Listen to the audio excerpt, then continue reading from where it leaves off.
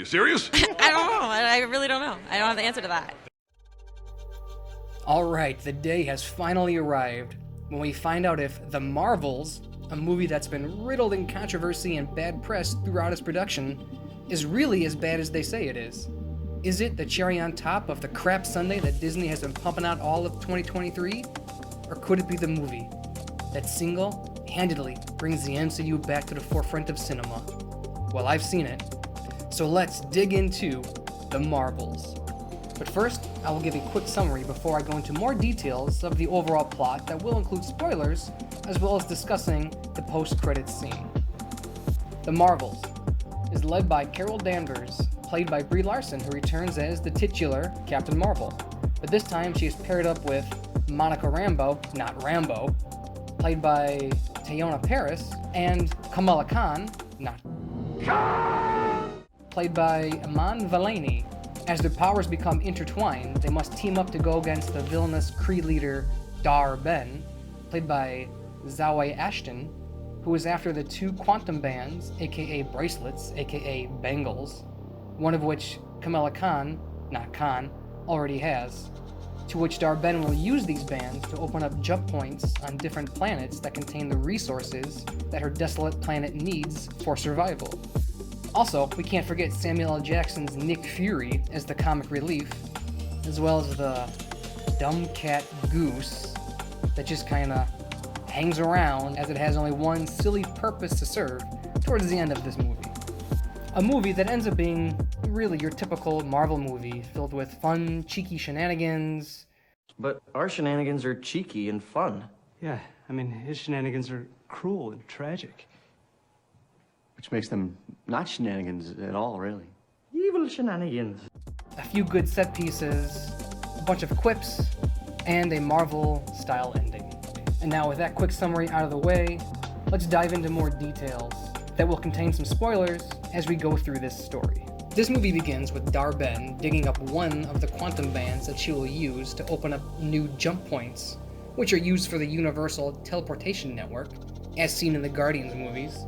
But unbeknown to her, the bands create an overloaded and unstable jump point that can actually destroy the network and all the planets therein. After Dar-Ben opens the first jump point with the quantum band, Danvers and Rambo, not Rambo, both end up touching the glowing energy around the fractured jump point, which causes them, and Khan, not Khan, to become intertwined since they all share similar electromagnetically altered powers.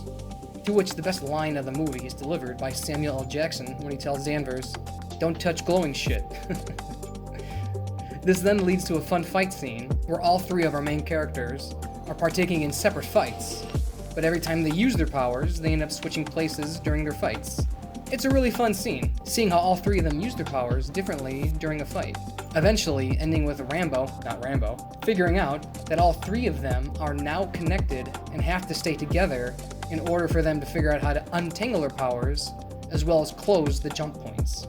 We then end up on the Skrull-occupied planet Tarnax, where Bar-Den is brokering a false peace treaty between the Kree and the Skrull, revealing that her planet, Hala, no longer has the natural resources it needs due to the civil war between the Kree, and that she will be opening a jump point directly from her planet, Hala, to Tarnax, so that they can suck out the atmosphere on Tarnax, much like the vacuum suck in Spaceballs. Now, commence Operation Vacuum Suck.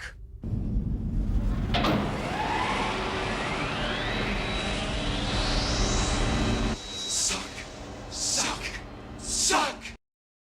The Marvels do eventually show up on the planet Tarnax, but are too late and are only able to save a few Skrull before the planet is ultimately destroyed. We then get our first cameo as Valkyrie shows up to help find new homes for the remaining Skrull. Captain Marvel then reveals that she is also part of the reason why the planet Hala is so desolate, as she was the one who destroyed the Supreme Intelligence AI system on that planet, thinking that it would help end the Kree Civil War, but it ended up only making it worse. As we see, without the AI system, the planet begins to become desolate. But this then leads to a fun training montage, because even Rocky had a montage.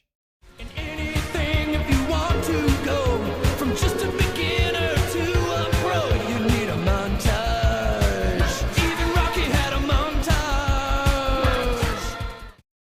three Marvels train to use their new interconnected powers so that they are more coordinated when they fight. Danvers also figures out that Dar-Ben is targeting planets for their resources that also have a connection to Danvers, as the next planet to be attacked will be Aladdin, not Aladdin, since it's a planet that is 99% water, and a planet where Danvers is technically a princess there due to a military agreement in order to broker peace. When the three Marvels arrive on Aladdin, we find out that on this planet, the people can only communicate through song. Except of course for the prince, who can talk normal because he is bilingual. Ha! Here, the three get their new suits for the final battle as Dar-Ben arrives and attacks the planet. Meanwhile, back on Nick Fury's spaceship, a bunch of mysterious alien eggs are discovered, only to find out that the cat Goose laid all of these eggs that eventually hatch into little kitten versions of the Flurkins, which does play a role within the next few minutes, as Nick Fury's ship is struck by some energy from the fractured jump point and begins to crash.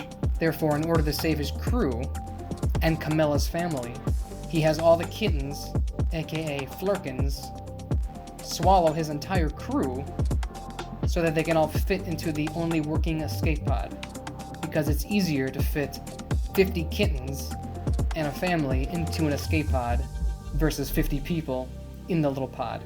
And then after they crash land back on Earth, the kittens proceed to regurgitate all of the swallowed crew members.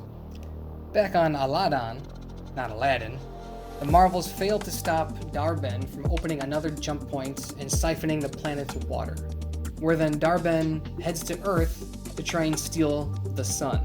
Here is where the final battle happens between the Marvels and Dar-Ben, which is a pretty fun fight sequence, as we see how they use all their new interconnected powers to fight Dar-Ben, until she ultimately gets pinned underneath some fallen rubble. It's here that Danvers says that she can use her own powers to reignite the sun on planet Hala, and then proceeds to free Dar-Ben from the fallen rubble, only for Dar-Ben to then grab Khan,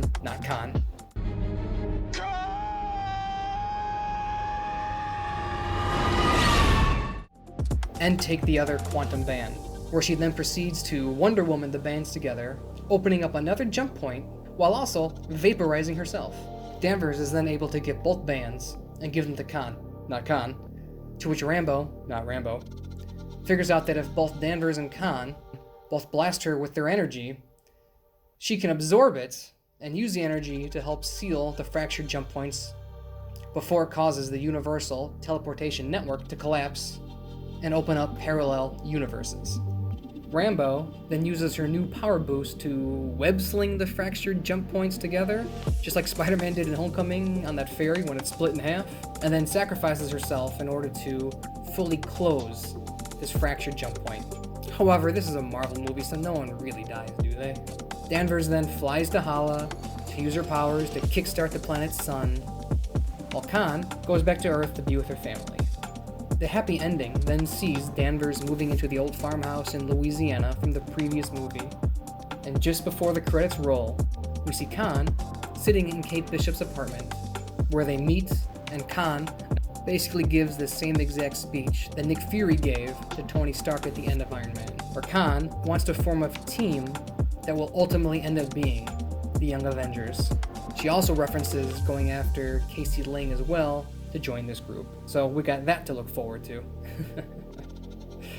Now, since this is a Marvel movie, there is one post-credit scene where Rambo, not Rambo, is found waking up in a hospital bed that is next to her mother, but her mother has no recollection of who she is. When the doctor walks in, it's revealed to be Kelsey Grammer's Beast from the X-Men, who is sadly sporting some bad CGI instead of his normal practical makeup, which leads me to believe that this was shot recently, as they probably didn't have enough time to get Kelsey Grammer into all his Beast makeup for what amounts to a 30-second cameo. But we then get the final reveal that Rambo, not Rambo's, mother is actually now the Captain Marvel variant known as Binary, and that Rambo is now stuck in this parallel universe. And that is it. So is this a terrible movie? Is it as bad as some of the early leaks would have led you to believe? Personally, I would say it's not that bad. In fact, I'd say it's far from the worst MCU movie ever made, as that title still belongs to the doo-doo butter known as the Eternals. It'll take a lot for that film to lose its crown as the king of the crap pile at the bottom of the MCU. This movie does have some positives. My first being this movie's hour and 45-minute runtime, which passes by pretty quick, as there's a lot of typical MCU banter, love it or hate it by now, as well as a few good comedic bits by Samuel L. Jackson that helps keep things light, and there's enough action set pieces that keep the plot moving forward until the end. There's also some decent chemistry between the three leads, and the fight scenes are fairly creative and look pretty cool. Finally, I'd say that the story is easy enough to digest without having seen WandaVision or Ms. Marvel. Now my negatives start with the villain Dar-Benn, played by Zawe Ashton, who I'm sure is a decent actor, but in this film she comes off very one-dimensional and very flat, which was very reminiscent of Ronan in the first Guardians of the Galaxy movie. She even uses the same kind of hammer he uses. And when they try and inhumanize the character of Dar-Benn by having her say that she's doing all this to save her people and that her planet is doomed, it just comes off as unauthentic. And she's very one-note throughout the film and doesn't come off as one of the better villains of the MCU. In fact, I'd rank her near the bottom of MCU villains. Another negative is the use of countless jokes throughout this movie that just don't work for me. Now, I don't need a superhero movie to be humorless, like Batman v Superman, which I still enjoy a little bit, but I don't need a movie to have 100 misfired jokes either. Give me something in between that, you know? I also didn't like the character of Kamala Khan.